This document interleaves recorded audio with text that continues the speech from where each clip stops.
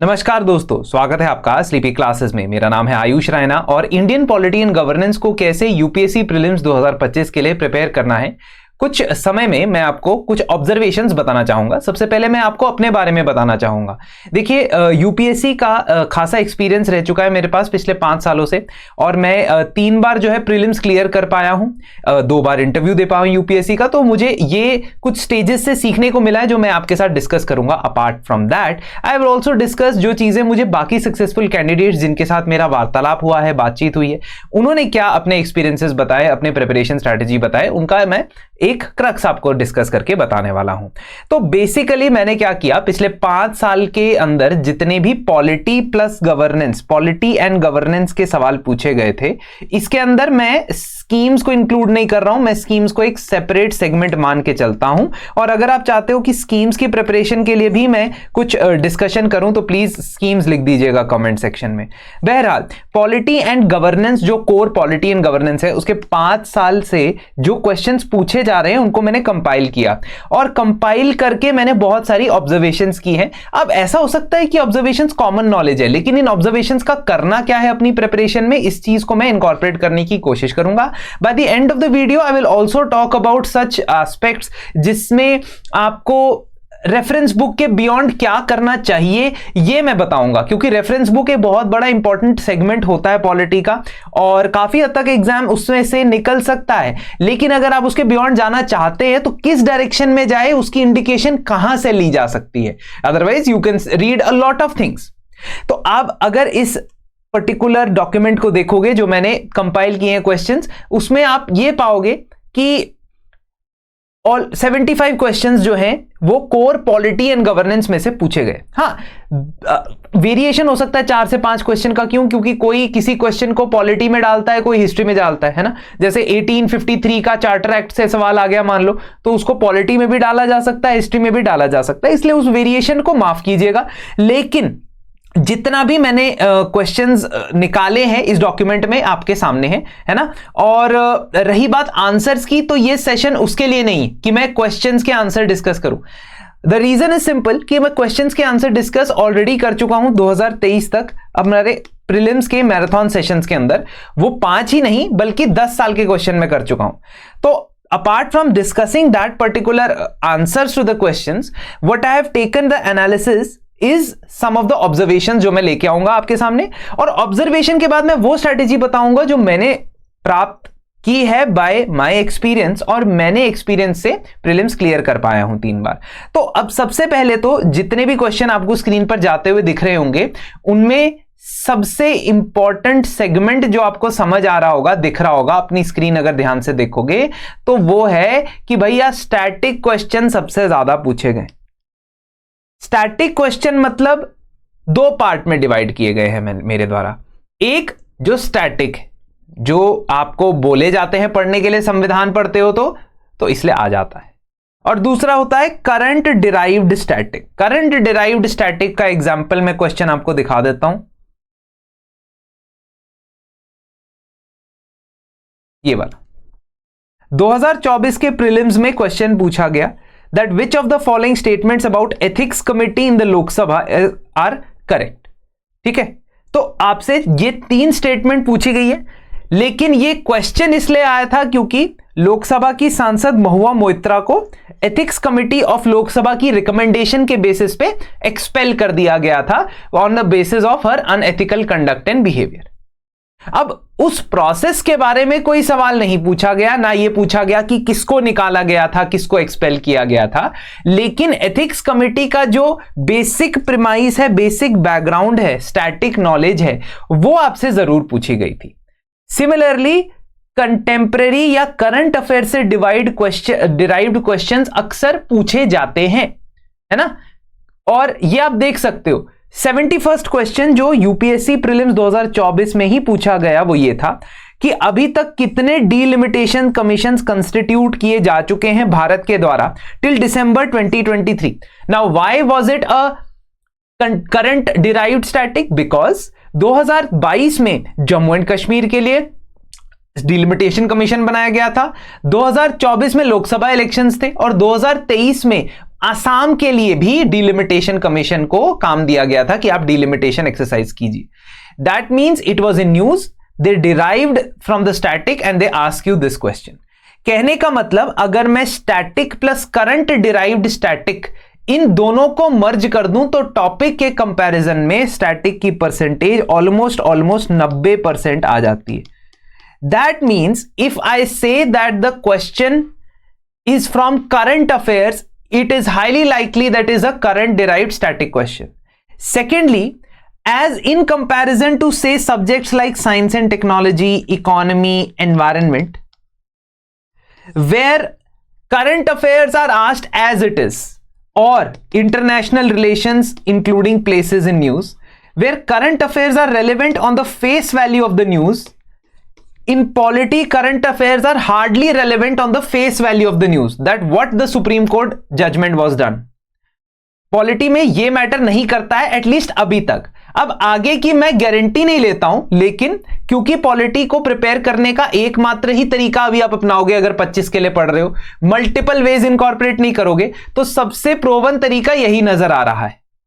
दूसरी बात, ये मैंने पहले बताया स्टैटिक वर्सेस करंट वाला मामला, कि करंट अफेयर्स पे डिस्प्रपोर्शनेटली फोकस करने की टेंशन नहीं लेनी है, लेकिन करंट अफेयर्स को कवर करना है क्योंकि करंट डिराइव्ड स्टैटिक आएगा. ये मैं आपको बता रहा हूं और इसका मैं आपको डिटेलिंग भी दूंगा जब मैं इस लिस्ट के बारे में बात करूंगा. ये लिस्ट के बारे में, ये लिस्ट क्या है बताता हूं. लेकिन उससे पहले मैं सेकंड ऑब्जर्वेशन आपको बताऊंगा कि कॉन्स्टिट्यूशनल फ्रेमवर्क में से इन 75 में से 25 क्वेश्चन पूछे गए हैं. दैट मीन्स 75 में से 25 का क्या मतलब हुआ, 1/3 क्वेश्चन पूछे गए.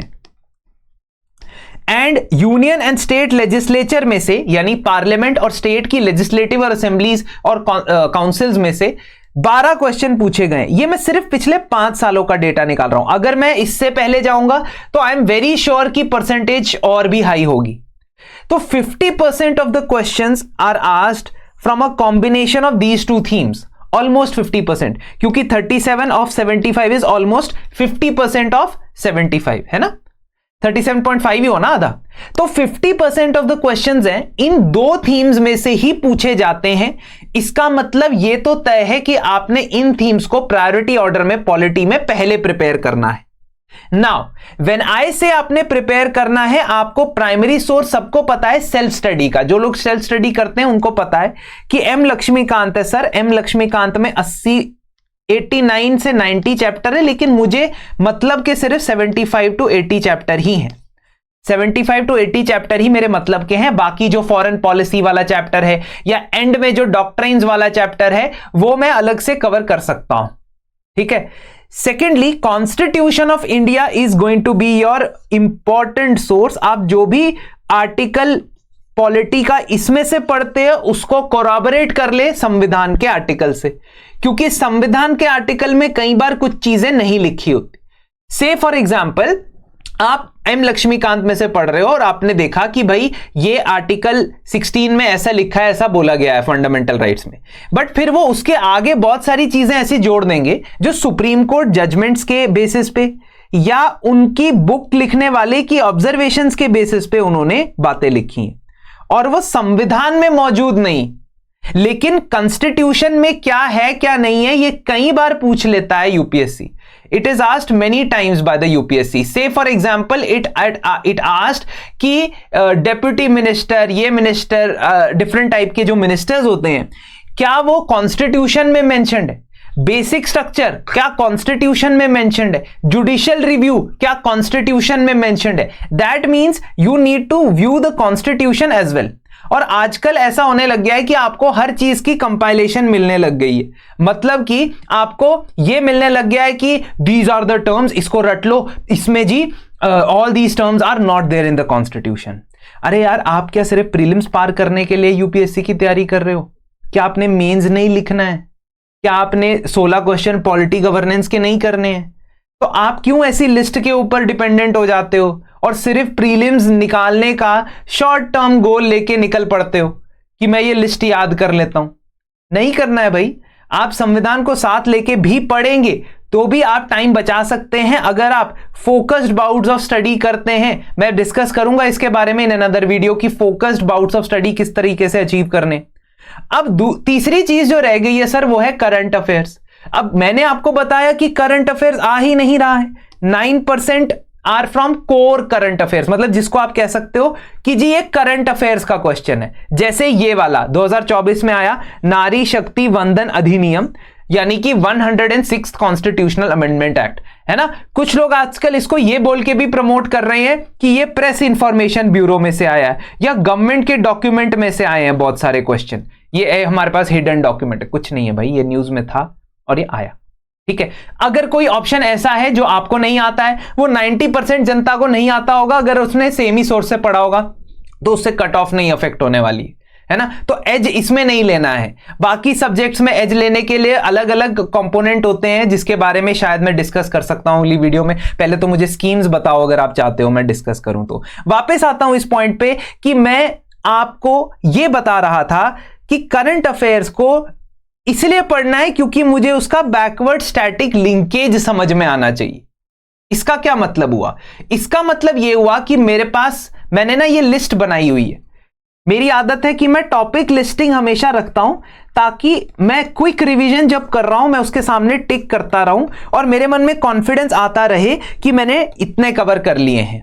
और अगर मैं नहीं टिक कर पाता हूं तो मुझे डर लगता रहे कि यार अभी तो इतने टॉपिक रहते हैं।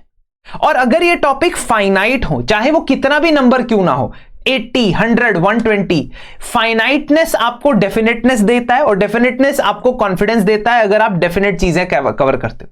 अगर आप हवा में घूम रहे हो कि मैंने इतने कर लिए हैं चीजें, है ना, मैंने इतनी बार लक्ष्मीकांत पढ़ ली है, उससे मैटर नहीं करता। मैटर ये करता है कि टॉपिक आपको याद आ रहा है या नहीं आ रहा है ना। तो आपको सेंटर स्टेट रिलेशंस याद आ रहा है या नहीं आ रहा है, आपको एडमिनिस्ट्रेटिव रिलेशंस के आर्टिकल्स याद आ रहे हैं या नहीं आ रहे, दैट मैटर्स। लक्ष्मीकांत 10 बार पढ़ने से कोई फर्क नहीं पड़ने वाला है। Because once again I would like to repeat कि हमने सिर्फ प्री नहीं देना है, हमने मेंस भी देना है। उसके लिए इतनी मेमोरी तो बना के रखनी पड़ेगी। नाउ ये 25 आइटम्स है। This is a list that I have made for my self and I will also share with the students on my crash course. Crash course के साथ में बच्चों के साथ भी मैं इसी जो लिस्ट है उस लिस्ट के बेसिस पे ही स्टैटिक कवर करूंगा, है ना। और क्यों ये करंट अफेयर्स की लिस्ट इंपॉर्टेंट है? क्योंकि ये मुझे आइडिया दे रही है कि एक तो मैं स्टैटिक कवर करता हूं, लेकिन स्पेशली मुझे किन चीजों पे ध्यान देना है। से फॉर एग्जाम्पल मैं अगर ये वाली न्यूज पढ़ता हूं तो अब मुझे इस न्यूज के अंदर यह देखना होगा कि commission for air quality management ये कब बनाया गया था और इसके पास क्या क्या पावर है, इसके पास क्या क्या कॉम्पोजिशन है। For non constitutional bodies it becomes an important topic. Same way जब मैं अलीगढ़ मुस्लिम यूनिवर्सिटी के माइनॉरिटी कैरेक्टर के बारे में पढ़ता हूं तो मुझे अलीगढ़ मुस्लिम यूनिवर्सिटी के बारे में क्वेश्चन आए ना आए, मुझे यह क्वेश्चन जरूर आएगा कि संविधान में कौन से प्रावधान है, संविधान के कौन से प्रावधान को सुप्रीम कोर्ट ने कैसे इंटरप्रेट किया है as far as minority educational institutions are concerned, उनके ऊपर आरटीआई की कौन सी धाराएं लगती है, कौन सी नहीं लगती। This becomes important rather than whether Aligarh Muslim university is given minority tag और नॉट। ये बाद में बात करेंगे इसकी, है ना। तो हमारे लिए जो जैसे होता है ना करंट डिराइव्ड या कंटेम्प्रेरी डिराइव्ड स्टैटिक के लिए हम करंट अफेयर पढ़ रहे हैं। अब यूपीएससी के ऊपर सवाल पूछे, हो सकता है यूपीएससी अपने ऊपर सवाल बना दे, देयर इज अ पॉसिबिलिटी अपने कॉन्स्टिट्यूशनल और लीगल फीचर्स के ऊपर सवाल बना दे यूपीएससी, है ना। क्योंकि न्यूज में रहा था खुद, although it does not seem to be a very objective thing to do, but what if they do it, है ना। सेम वे जितनी भी न्यूज आइटम्स हैं वो मैं लिस्ट करता हूं। और पॉलिटी की खास बात यह है कि as compared to economy environment news items कम होगी, रेलेवेंट न्यूज आइटम्स कम होगी, तो ये 150 तक मामला सिमट जाएगा। और अगर मेरे पास 150 टॉपिक्स हैं करंट अफेयर्स के, उससे डिराइव्ड स्टैटिक को मैं बेहतर रिवाइज कर लूंगा। That is why topic listing is important. Now when you are reading these notes sometimes you have to give emphasis on bare acts as well। अब आपको कई जगह यह भी बताया जा रहा है कि बेयर एक्ट्स एक अलग सब्जेक्ट नहीं है। ये मैं इस बात से भी एग्री करता हूं, बेयर एक्ट्स एक अलग सब्जेक्ट नहीं है, लेकिन कुछ कानून ऐसे होते हैं जो इतने छोटे और कॉम्पैक्ट होते हैं कि अगर आप उनको पढ़ लो तो उसमें कोई नुकसान नहीं होगा, आपका लॉस नहीं होगा। से फॉर एग्जाम्पल अगर आप आरटीआई एक्ट पढ़ भी लेते हो है ना, क्योंकि मेंस में वो आपको मदद करने वाला है, इसलिए वो आपके लिए रेलेवेंट बनेगा। अगर आप आरपीए के इंपॉर्टेंट फीचर्स, आरपीए पूरा नहीं पढ़ पाओगे, एंड टू एंड नहीं पढ़ पाओगे, लेकिन इंपॉर्टेंट फीचर्स कवर कर लेते हो लक्ष्मीकांत से और उसको फिर टैली कर लेते हो आरपीए में सेक्शंस के हिसाब से, तो आप के लिए कभी नुकसान नहीं होगा, क्योंकि मेंस के अंदर आरपीए पूछा जाता है, डायरेक्ट एक सवाल आता है और कोई भी प्रावधान पूछ देता है, कभी डिस्क्वालिफिकेशन वाला, कभी इलेक्शन पिटीशन वाला, कभी करप्ट प्रैक्टिसेस वाला, वो पूछ रहा है। जब वो पूछ रहे हैं, हम क्यों ना तैयार करें representation of people act. MNREGA हम तैयार कर सकते हैं, NFSA national food security act तैयार कर सकते हैं, और ऐसे एक्ट जिनके 5 साल में रेलेवेंस, आपको बहुत इंपॉर्टेंट एक्ट जो पास हुए हैं लास्ट 5 ईयर्स में, अगर हम उनको बेयर एक्ट तभी पढ़ेंगे अगर वो 20 पेज से कम है, अगर नहीं तो उसके बारे में एटलीस्ट पढ़ लेंगे कि हां आज से 3 साल पहले ऐसा एक्ट पास हुआ था। ठीक है, से फॉर एग्जांपल 2021 में डैम सेफ्टी एक्ट पास हुआ था। अब आप ये तब पढ़ोगे जब इंटरस्टेट रिलेशंस के बारे में पढ़ोगे और इंटरस्टेट रिवर वाटर्स के बारे में पढ़ोगे, अदरवाइज आपको पढ़ने का कोई पर्पस नहीं है। लेकिन हो सकता है कि आपकी रेफरेंस बुक में ना लिखा हो, and that is why I'm saying one thing which is important is last 5 years में जो important acts पास हुए हैं from the point of view of polity and governance. Now of course there will be some years when they will ask random questions. Random questions in the sense is वो criminal law के बारे में कुछ बिल्कुल detail में पूछ लेगा, है ना, वो इसीलिए होगा कि शायद वो आपसे करंट डिराइव्ड स्टैटिक पूछना चाहता है। सेम वे यहां पे मैंने लिस्ट में बेल वाले प्रोविजंस का भी एक न्यूज लिखी है, अभी फिलहाल मुझे मिल नहीं रही है, बट पीएमएलए के अंदर, prevention of money laundering act के अंदर बेल के प्रोविजंस को लेकर सुप्रीम कोर्ट की जजमेंट आई। अब वो जजमेंट क्या है ये शायद मैटर नहीं करता है, पर क्या मैटर करता है कि हमारे जनरल लॉ में बेल की प्रोविजंस क्या है, कितने टाइप की बेल है, डिफॉल्ट बेल है, एंटिसिपेटरी बेल है, ठीक है, then there is transit anticipatory bail, ये सारे हम पढ़ते हैं। ठीक है, अब लक्ष्मीकांत में से ये नहीं मिलेगा क्योंकि ये करंट डिराइव्ड स्टैटिक है, और करंट डिराइव्ड स्टैटिक कई बार आपको लक्ष्मीकांत के बियॉन्ड जाके पढ़ना पड़ सकता है। लास्टली आप इस लर्निंग टूल का इस्तेमाल करें कि किस चीज के लिए किस टाइप की मेजॉरिटी चाहिए। कॉन्स्टिट्यूशन अमेंड करने के लिए, प्रेसिडेंट के इलेक्शन के लिए, प्रेसिडेंट को रिमूव करने के लिए, इंपीचमेंट के लिए, जजेस को इंपीच करने के लिए, राज्यसभा नई ऑल इंडिया सर्विसेज बनाने के लिए, कौन से टाइप की मेजॉरिटी चाहिए। और same way constitutional, non constitutional bodies और पार्लियामेंट्री कमिटीज के लिए टेबल बनाए, बहुत कॉस्ट इफेक्टिव और बेनिफिशियल रहेगा।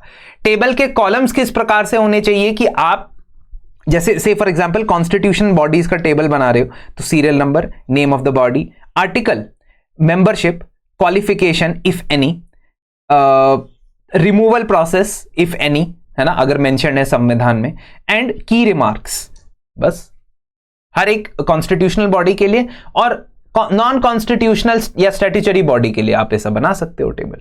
हाँ, कुछ कॉन्स्टिट्यूशनल बॉडीज होंगी या नॉन कॉन्स्टिट्यूशनल बॉडीज होंगी जो आप पॉलिटी में नहीं कवर करोगे, आप इकोनॉमी में कवर करोगे सेबी के बारे में, है ना, या आप एनवायरमेंट में कवर करोगे सेंट्रल ग्राउंड वाटर अथॉरिटी के बारे में। तो हर चीज की जिम्मेदारी पॉलिटी की नहीं है, वो तो नॉन कॉन्स्टिट्यूशनल बॉडीज के रेल्म में कोई भी बॉडी या कोई भी संस्था आ सकती है जो अलग अलग सब्जेक्ट्स में पढ़ी जाती है।